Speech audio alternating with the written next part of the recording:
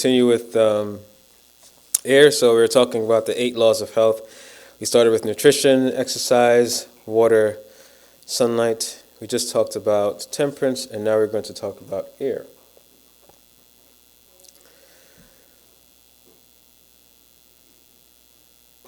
From the very beginning of time, God has been giving us breath.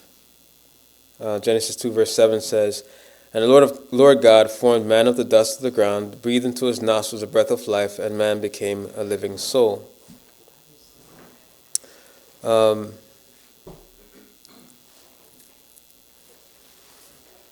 We can see that. So open the scriptures, taken from Genesis 2 verse 7, "And the Lord God formed man of the dust of the ground, and breathed into his nostrils the breath of life. Nostrils the breath of life, and man became a living soul." So every morning you get up, you don't get up but by the breath of life. No matter if you like God or not, everyone gets this breath of life. Whether you love him or not, whether you know him or not, you get this breath of life. No one gets up. Alarm clock goes off and someone is dead in bed. The alarm clock did not wake that person up. The fire alarm did not wake that person up. The gunshots outside did not wake that person up. If you don't have the breath of life, you don't get out of bed.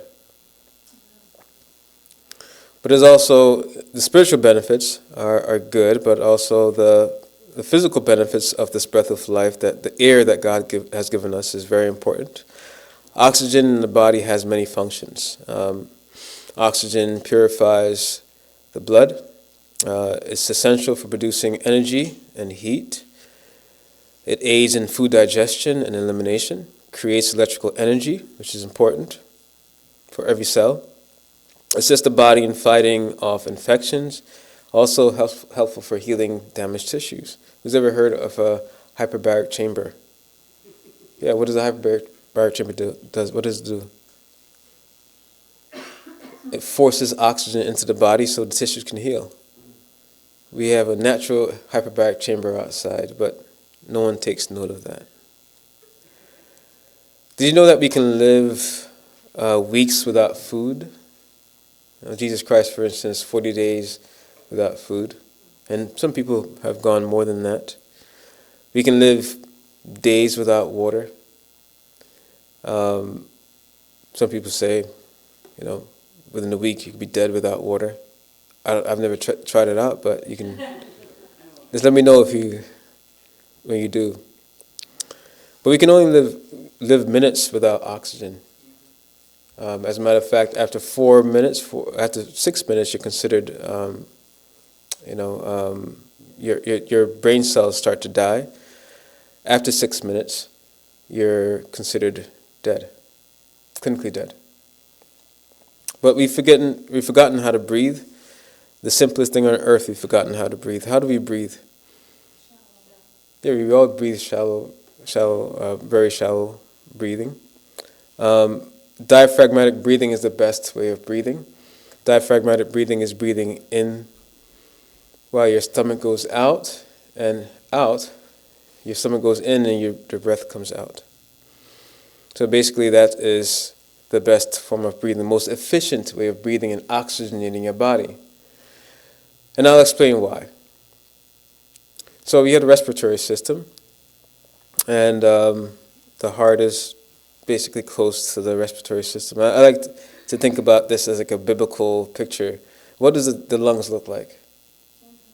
Yeah, they're like the law, right? The 2 tables, and it's feeding the heart. Oh, you guys don't get it. But anyway, so when I breathe, if I'm only shallow breathing, I'm only getting the top parts of my lungs. Now, where's the most lung on this picture? On the top part or the bottom? The top? That's on the bottom. You get more surface area of the lungs at the bottom. Huh? It is, but you get more oxygenation from the bottom part because you're getting more surface area of the lung. So if I'm shallow breathing, I'm only getting the top parts of the lung. But if I'm deep breathing, then I'm getting more of the bases of the lungs. So the lungs are very important for bringing in air into the lungs, oxygen into the lungs, but also getting CO2 or carbon dioxide out of the lungs, a waste product. Now, if I'm having waste products at the base of my lungs, more waste product at the base of my lungs, but I'm only getting the waste product from the top of my lungs, that means I'm having more carbon monoxide, more waste products in my body. So I'm getting less oxygen in at the base of my lungs, and then I'm getting more carbon dioxide at the base of my lungs as well. So it brings air in and out of the lungs. We also have little sacs. So when you breathe, the sacs are called alveoli. So when you breathe, it's like little balloons. They expand and then they release, and they expand and then they release. Now, some people are shallow breathers. When they shallow breathe, it only expands a little bit, and then a little bit. So that means you're not getting the full effect of the breathing technique, or breathing that you should get, or the air you should get in your body. But not only that, it's also very important for exchange in your body, or air exchange, or gas exchange, I should say.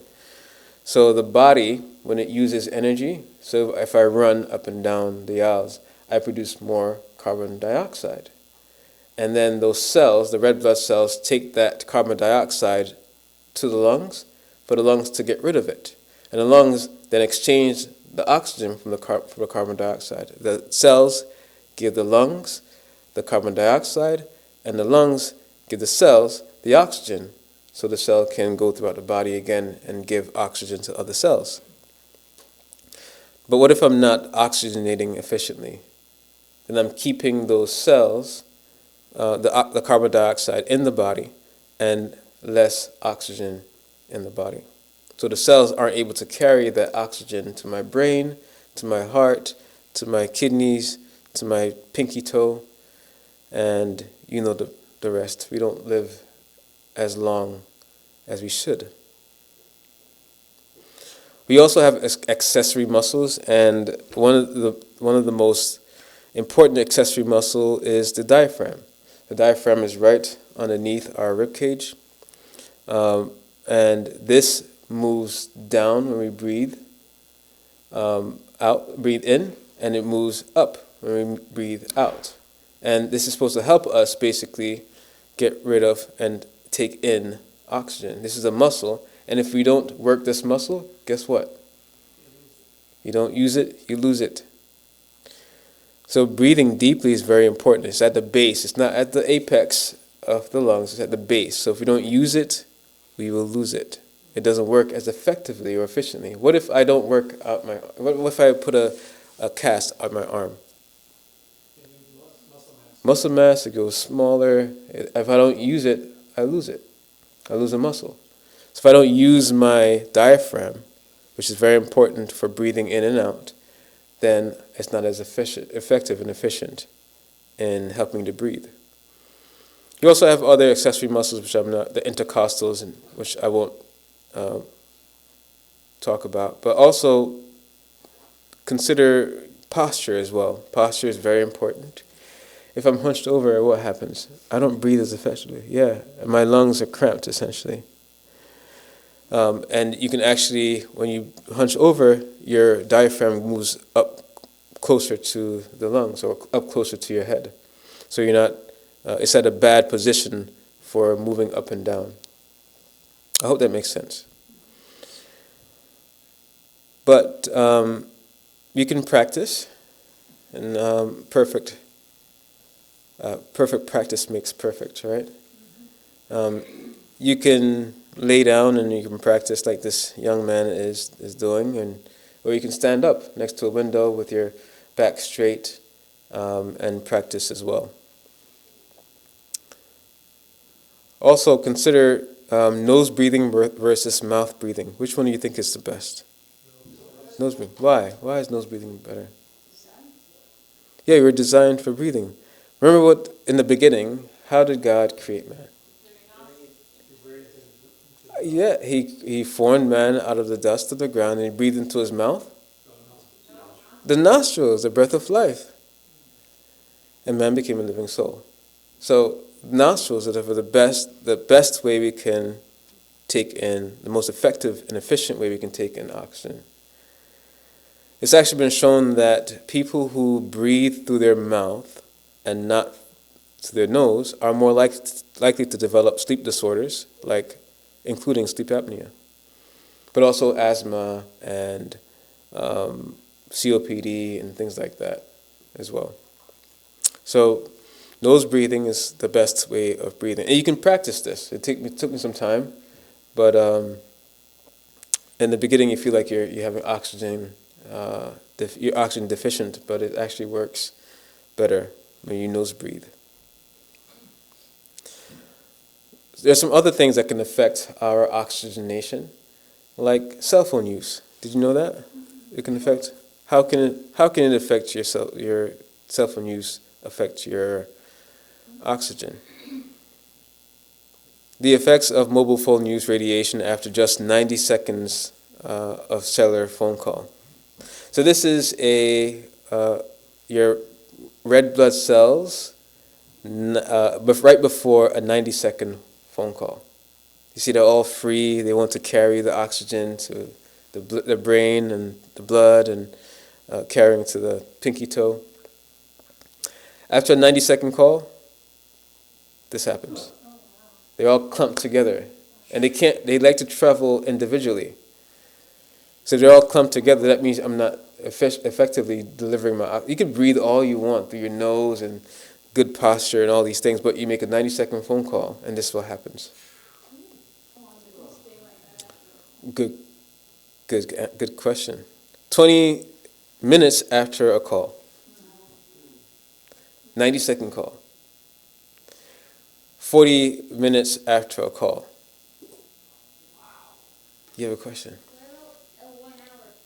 Oh man, you're asking for it.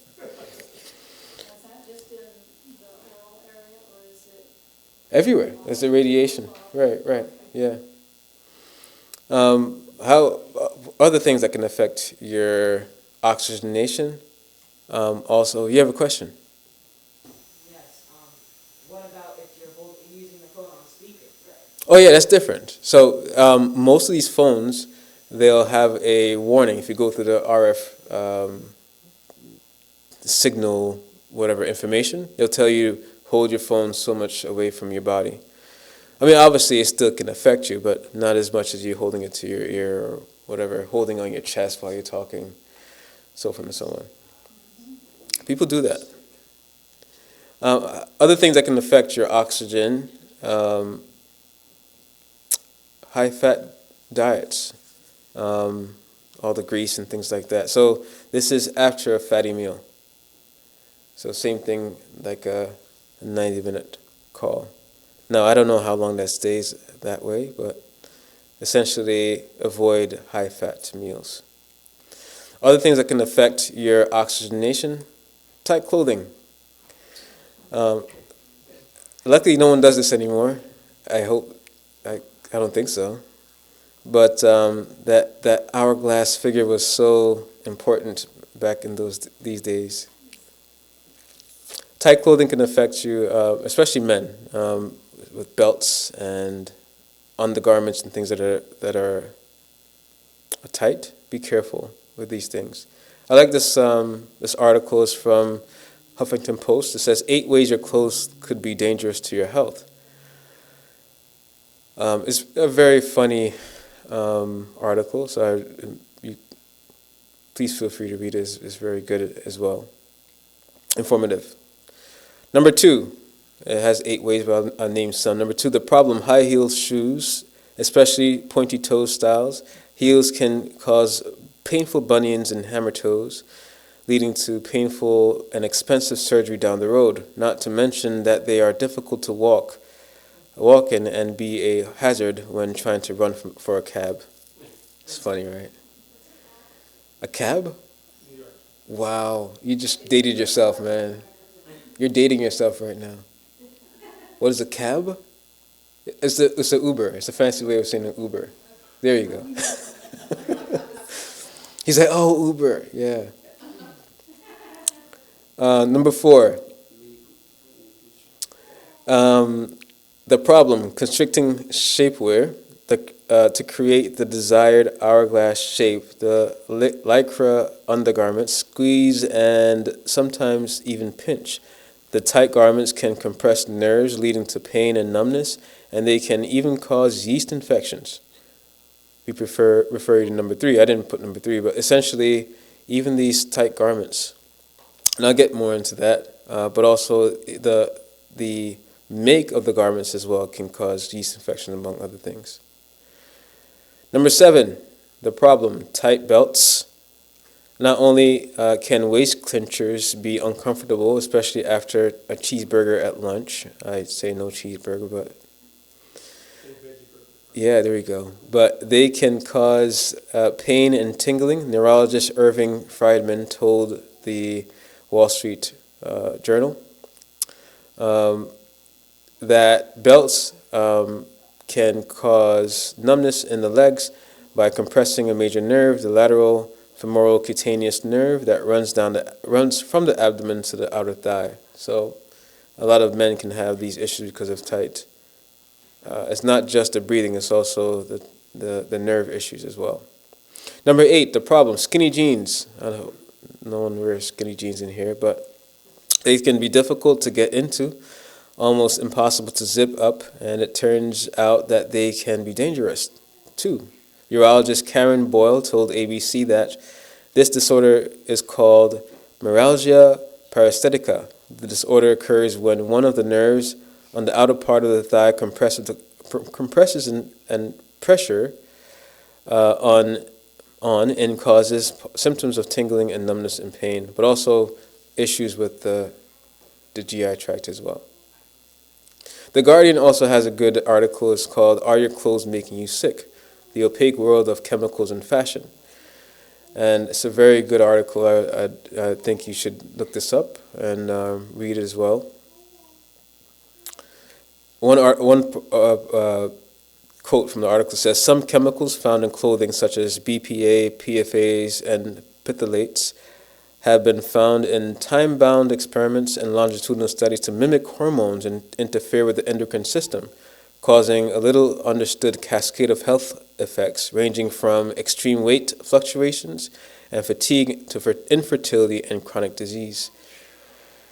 Just the clothes you wear could make you sick. But also these,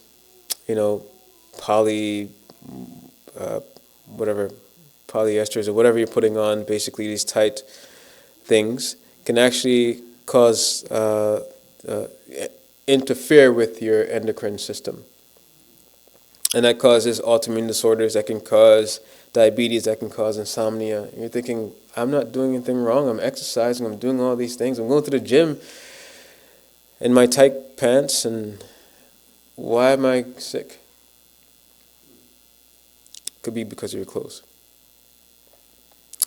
Smoking is also something that can interfere with your oxygenation. And even the youth nowadays, they're getting into it.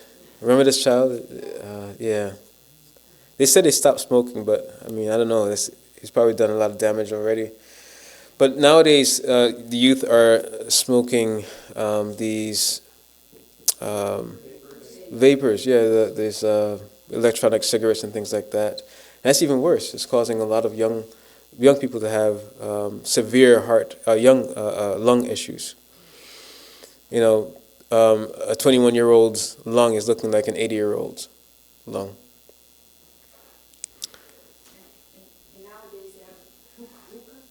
Nowadays they have hookah. Yes.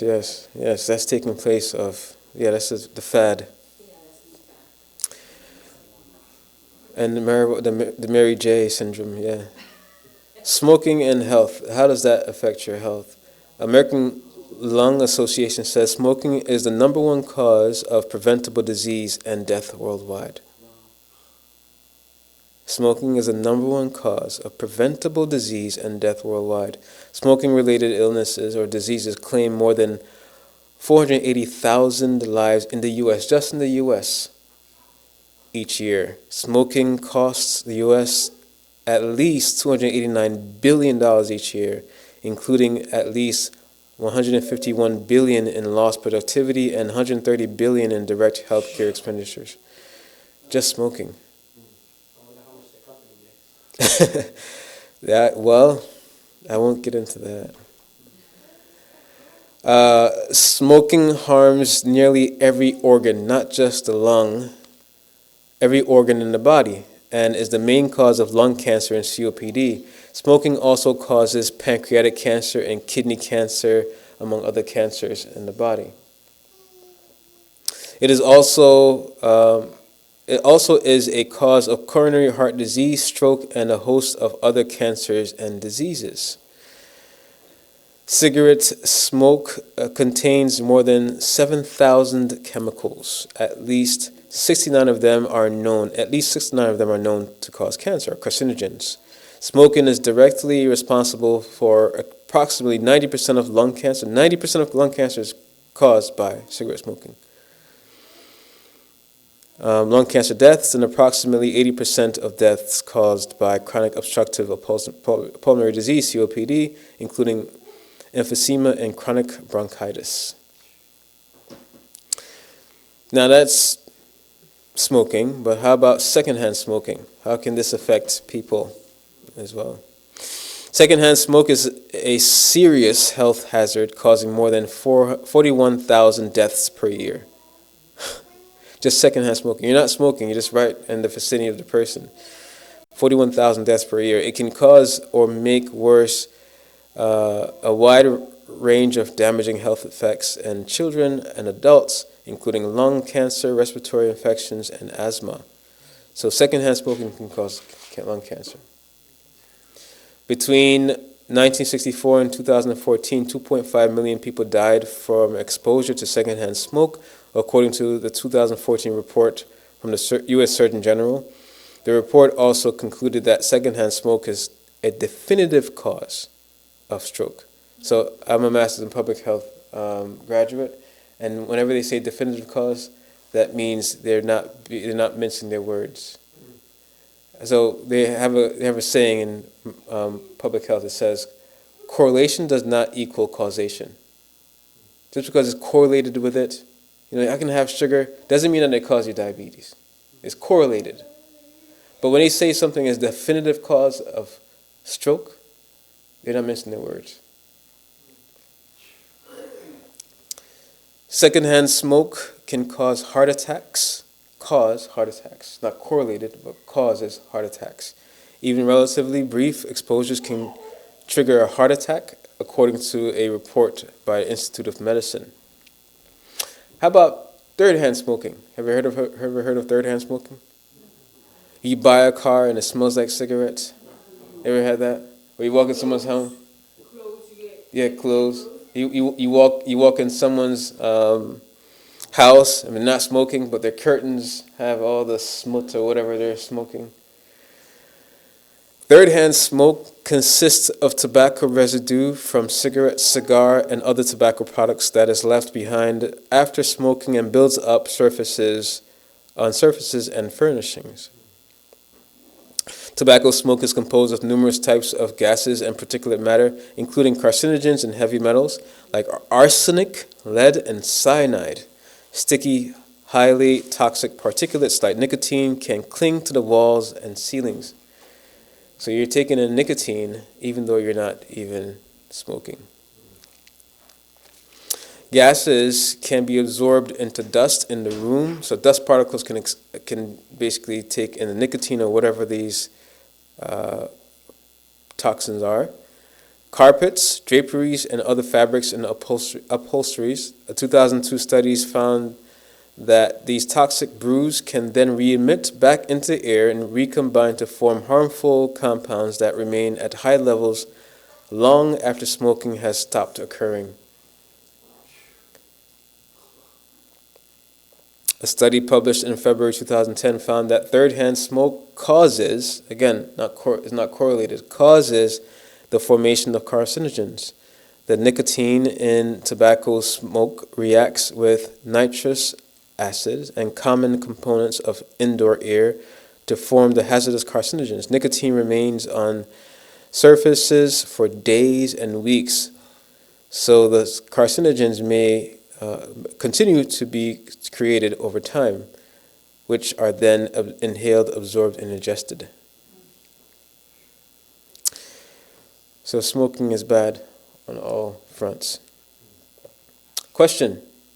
Well, before I get there, you know that Americans, another thing that can affect our oxygen, Americans on average spend approximately 90% of their time indoors, where the concentrations of some pollutants are often 2 to 5 times higher than typical outdoor concentrations. Moreover, people who are most susceptible to the effects of pollution, example, the very young and very old people with cardiovascular respiratory diseases, tend to spend more time, even more time indoors.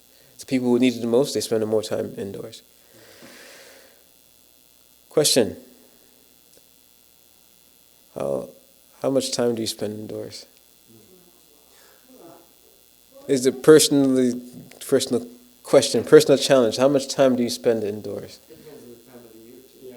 Yeah, of course, yeah, in the winter times and things like that. And people may want to spend more time indoors than outdoors because it's cool. But even in the winter times, it's best to go outside for at least 5 to 10 minutes, get some fresh air, come back in. That's something good to get oxygen. Yeah. So this is something that we can all work on, getting more. I know, especially in the hospitals, I used to be in the hospital for about 16 hours at a time, and then I go in my car and I go drive an hour home, and I'm sleeping. I get back in the car and I spend another 16 hours in the hospital. Yeah. It's hard to stay indoor. It's hard to go outside when you're busy working on a program or Right. present too. Right. Exactly. But in those cases, I'll give you a way out of that. But it's good to go outdoors mostly. But of course, be careful. Pollution kills. So be careful with the air that you're breathing in. 2019 UN report, United Nations report, says polluted air kills some 7 million people each year. That's astounding. It causes long-term health problems such as asthma, and reduces children's cognitive development. So we worry about what they eat and what they drink, but we don't worry about what they. Sorry.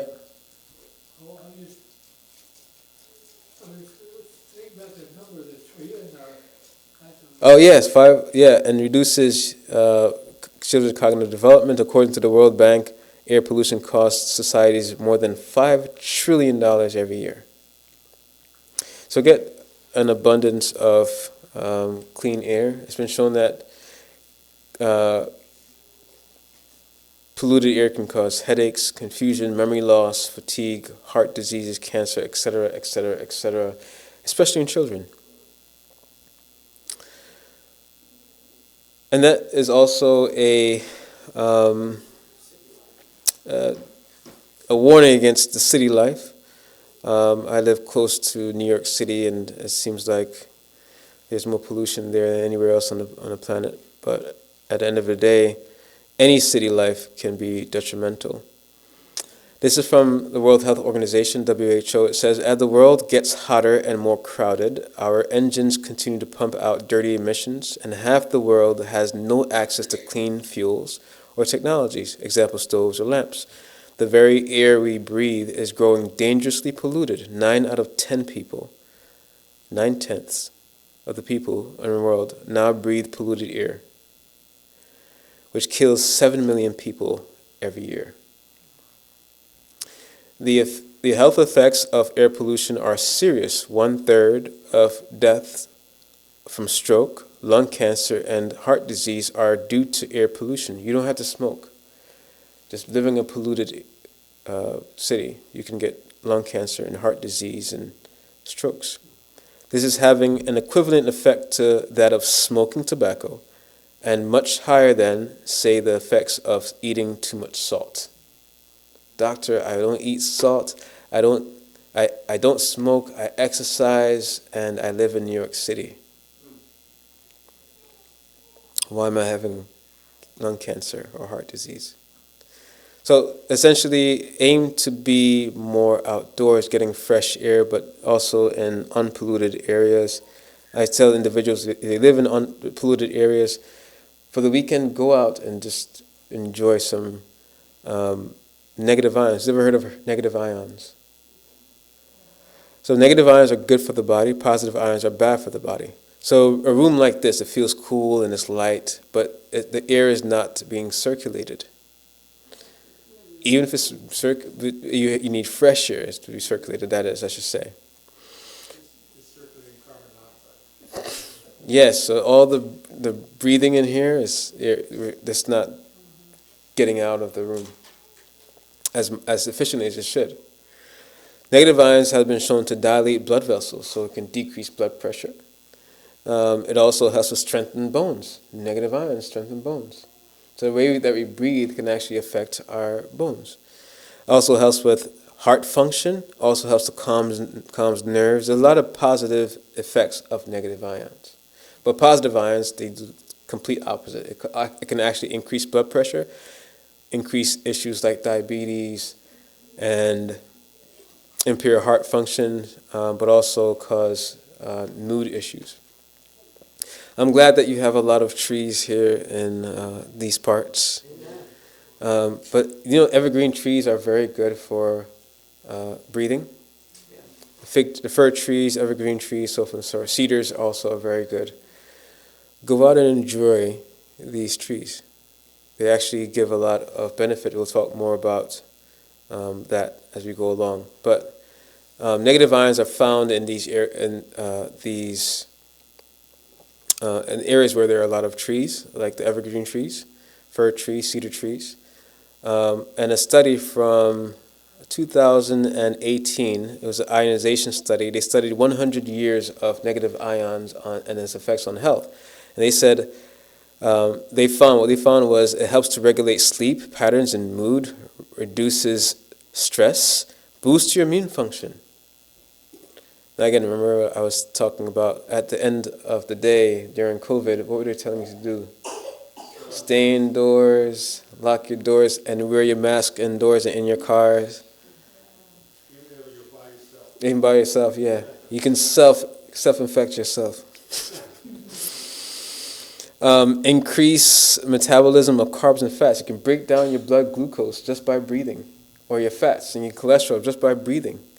It's amazing. It also kills and inhibits growth of harmful bacteria and viruses like the COVID virus. Kills them. And mold species such as E. coli, Staphylococcus aureus, and the bacterium that causes tuberculosis. So there is a gentleman named John Harvey Kellogg, Dr. John Harvey Kellogg. Who's ever heard of John Harvey Kellogg? A few of us. So he treated people with tuberculosis. Guess how he did that? Yeah, on the mountains. They put beds outside and say lay for a few hours, and he treated them. All of them were cured. I think it could be done today as well. Who's ever heard of forest bathing? Forest bathing. We're not talking about taking clothes off and running in the forest. This is not what I'm talking about. But forest bathing is called Shinrin-yoku in Japan, and Shinrin-yoku is actually something that's studied for decades to have benefits on your mood, but also heart health and heart healing as well. A lot of benefits: decreasing blood pressure, decreasing blood glucose. Yes, sir. Well, out here we have a lot of critters. So. Yeah, they love forest bathing too. Just enjoy it with them. They won't bother you. At least most of them.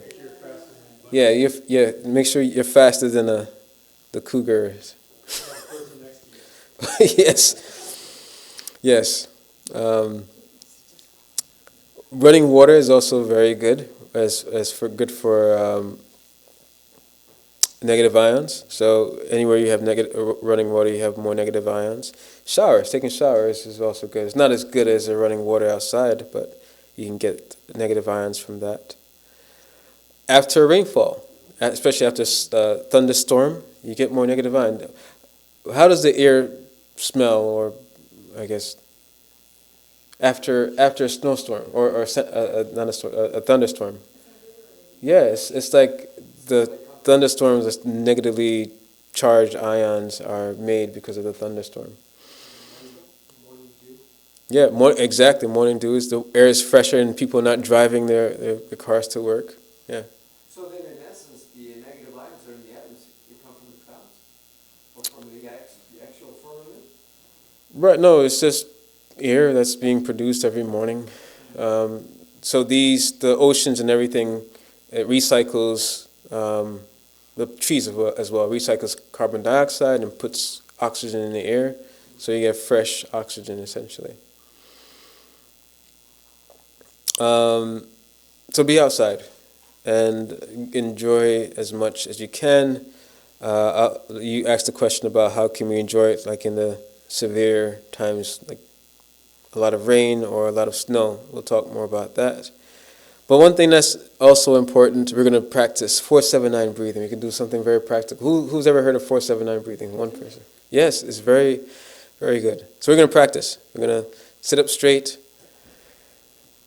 And then it's going to be 4 seconds in, 7 seconds hold, and 9 seconds out.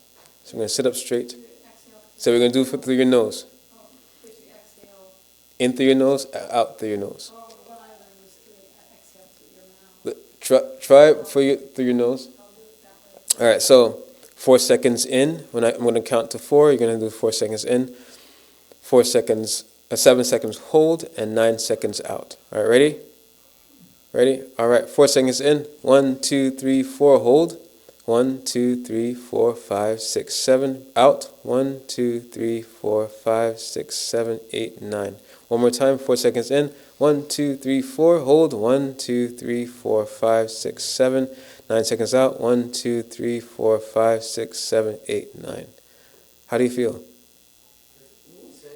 You're counting a lot faster than my clock says. Yeah, I know. I'm running the clock. How do you feel though? Great. It's very helpful for sleep. It's been shown to decrease blood pressure. It's very helpful for a lot of things, stress even. So if you have a stressful moment, take a 479, 479, 479 moment. 4 plus 7 is 11, plus 9 is 20, so it's 20 seconds. So in 1 minute, you can have 3 of these breaths. In 3 minutes, you can have, how much? 9. In 15 minutes, you can have 15. So you don't have to... 15 minutes, you have 45. No. I'm sorry, 5 minutes. Sorry, 5 minutes. So you don't have to use did I say 15 minutes? You said 15. Oh, sorry. I'm running the clock. I'm sorry. So you don't have to have a clock for that reason. For 4 seconds in, 7 seconds hold, and 9 seconds out. So basically, you can do this if you struggle with insomnia. This is very helpful for insomnia. Close your eyes, 479, 479, 479, to help you to sleep. Before you even know it, you're falling asleep. So one way you can also help the situation if you're afraid of going outside or you cannot go outside. Basically, you can open your windows. Even in the winter times, open your windows to get fresh air, fresh circulating air. And obviously, even in certain polluted areas, you can even get fresh circulating air. But obviously, certain areas you don't want to open your windows for some reasons. Not just because of the pollution, but because of people. So be careful with that. But also you can use household plants like the snake plant and the spider plant and the weeping fig and aloe vera. They actually help to cleanse the air in your room or in the houses that you have.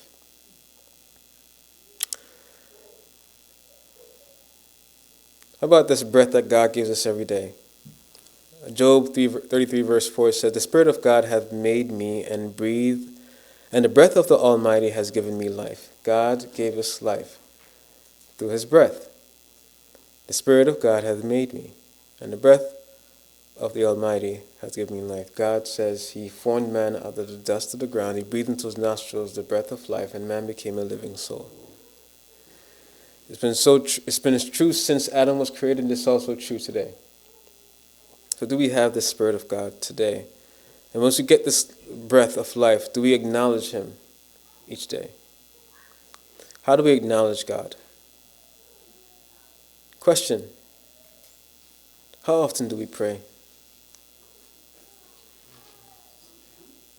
There's a quote that says, prayer is the breath of the soul. Like I said, within 4 minutes, if you're not breathing, your body, your cells start to die. Imagine your soul. The inner man is not breathing. What would happen to your inner man? What would happen to that spirit that God has given you? John 3 verse 8 says, the wind bloweth where it listeth, so is everyone that is born of the Spirit. Are we being controlled each day by the Spirit of God? Or are we getting up and forgetting that He even gave us this breath? Like I said, whether you like Him or not, whether you acknowledge Him or not, this breath came from God. Nothing can give you this breath. But we should know that we should be moved by His Spirit and not by our own actions or own will. We should aim to praise Him each day for the breath that He gives us. I'll close with a scripture. Psalm 150 verse 6 says, let everything that hath breath praise the Lord. Praise ye the Lord. I'll close here. I hope that you learned something new about the lungs, but also about getting clean, fresh air and the importance that it has on our bodies. Thank you for coming out.